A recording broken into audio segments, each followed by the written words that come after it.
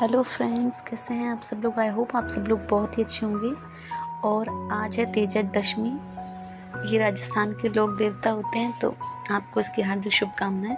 और यहाँ पर मैं और मम्मी कर रहे हैं दाल बाटी बनाने की तैयारी, क्योंकि इस दिन दाल बाटी और लड्डू बनते हैं, तो उसी की तैयारी बस हम लोग कर रहे थे। मैंने आटा लगा लिया है बाटी बनाने के लिए आटा लगा लिया है यहाँ पर। और मम्मी और मैं फिर यहाँ पर इनको गोल गोल बाटियों को आटे को तोड़कर और इन्हें बनाकर इसमें थोड़ा थोड़ा वो कर रहे थे, ऐसे इस टाइप से। और मुझे तो देखो इतना एक्सपीरियंस नहीं है, लेकिन मम्मी की थोड़ी बहुत मैंने भी हेल्प करवा दी, जिससे काम इजी हो गया। और यहाँ पर मम्मी बना रही हैं बाटियों के लिए गोल। और ये यहाँ पर ये लड्डू बनेगा, उसके लिए ये प्रोसेसिंग है, ये लड्डू बन रहा है। और इस ओवन में बाटी बन रही है हमारी। तो बाटी जब तक बनेंगी तब तक इसका हमने चूरमा कर लिया लड्डू का, इसको सेक लिया बाटी को जो लड्डू के लिए बनाए थे, और बाटी अलग से और लड्डू।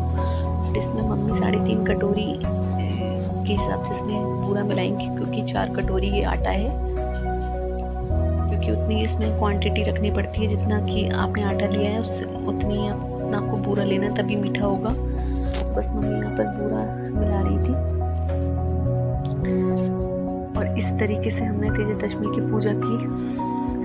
बहुत अच्छा लगा मुझे। मैंने कहा आप जितनी भी छोटी छोटी क्लिप्स लूँ मैं आपके साथ शेयर कर लूँ, जिससे कि मुझे भी अच्छा लगता है आप लोगों के साथ आपको दिखाना कि किस तरीके से दाल बाटी बनते हैं। और ये सब कि हमारे यूपी में इतना ट्रेंड नहीं है दाल बाटी का, लेकिन राजस्थान में तो हर छोटे से छोटे फंक्शन में या किसी तीज त्योहार पर दाल बाटी का विशेष महत्व है।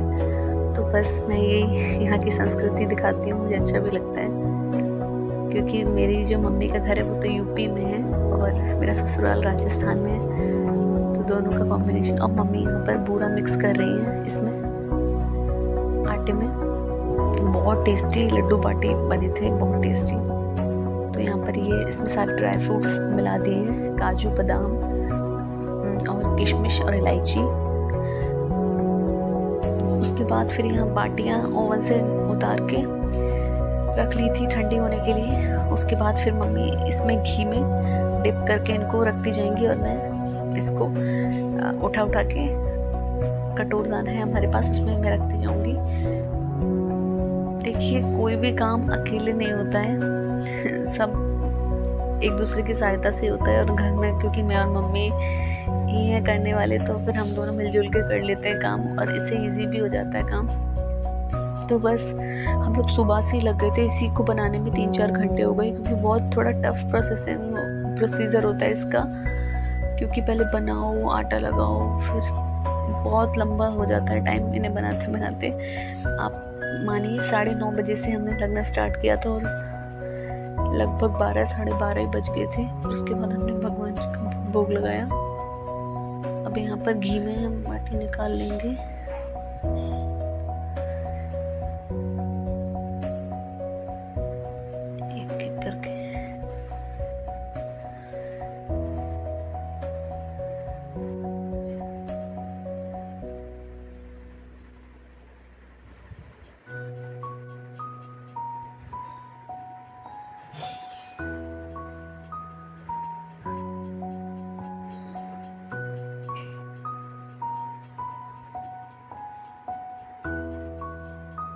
मम्मी इसमें डिप करती जा रही है।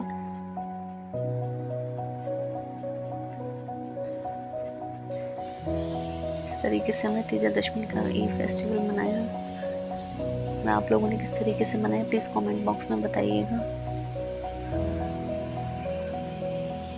लगभग सारी बाटियाँ घी में डिप कर चुकी हैं। बिल्कुल एक जगह में रखना होगा, जिससे कि फिर आगे लड्डू बनाने का भी काम हो जाए। यहाँ पर देखिए क्या बढ़िया कलर आया इन बाटियों में। इधर दूसरी तरफ लड्डू बनने की तैयारी है।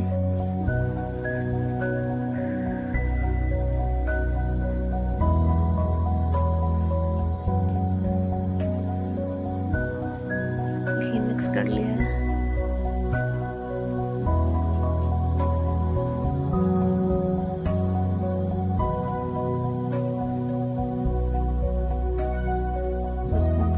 अच्छी तरीके से मिक्स कर देंगे, कि अच्छी तरह तरह से लड्डू तभी बन पाते हैं जब सेम क्वांटिटी में बूरा और घी हो।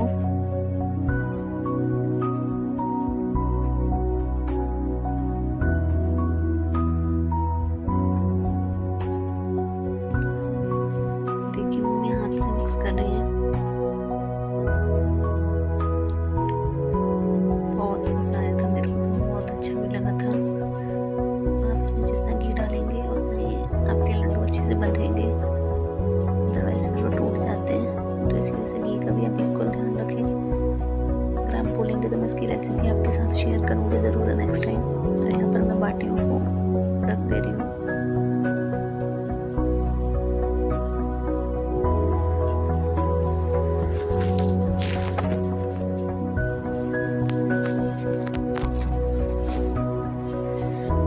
भोग भी लगाया था, भोग के लिए भी हमने बाटियाँ निकाली थी, और जो आते हैं लोग प्रसाद के रूप में लेने की हमने उनको भी दी थी। इस तरीके से उसके हिसाब से हमने ज़्यादा दाल बाटी बनाई थी कि कम ना पड़े, तभी तो मेहनत ज़्यादा लगी। यहाँ मैं रख ले रही हूँ भगोनी में, क्योंकि इसके लिए कोई बड़ा बर्तन चाहिए। तो मेरे को भगोनी सफिशिएंट दिखी कि इसमें आ जाए। देखिए मम्मी ने बिल्कुल बारीक कर दिया है और अब लड्डू अच्छे से बन जाएंगे। मैंने सिर्फ हेल्प कराई मम्मी की थोड़ी बहुत। देखिए मेरे को भी इतना प्रैक्टिस में नहीं है, लेकिन मम्मी बोला नेक्स्ट टाइम से तुम ही बनाओगी। तो मुझे थोड़ा डर तो नहीं लगा, मैं बना लूँगी थोड़ा बहुत। देखिए अच्छा गलत दो ही चीज़ें उससे बनता है इंसान, तभी सीख पाता है। तो मैं भी कोशिश करूँगी कि मैं भी सीख पाऊँ। देखिए मम्मी यहाँ दिखा रही है कि कितना अच्छा है लड्डू बन गया। मैंने एक ही शेप साइज़ का लड्डू बांधा था, मुझसे तो छोटे बड़े हो भी जाते हैं, लेकिन क्योंकि वो तो एक्सपीरियंस्ड हैं तो उन्होंने तो एक शेप और साइज़ के बांधे थे। आज यहाँ पर हर घर में लड्डू बाटी बनते हैं, और आप यकीन मानिए इतने टेस्टी थे, सबको बहुत ज़्यादा पसंद आए। मुझे तो जिसमें बहुत पसंद आए। इस तरीके से लड्डू बांध लेंगे। बहुत सारे लड्डू हो गए थे, कम से कम 2-3 दिन तो आराम से चल जाते, क्योंकि देखिए इतना तो कौन खाएगा एक साथ, तो थोड़े थोड़े ही खा पाते हैं।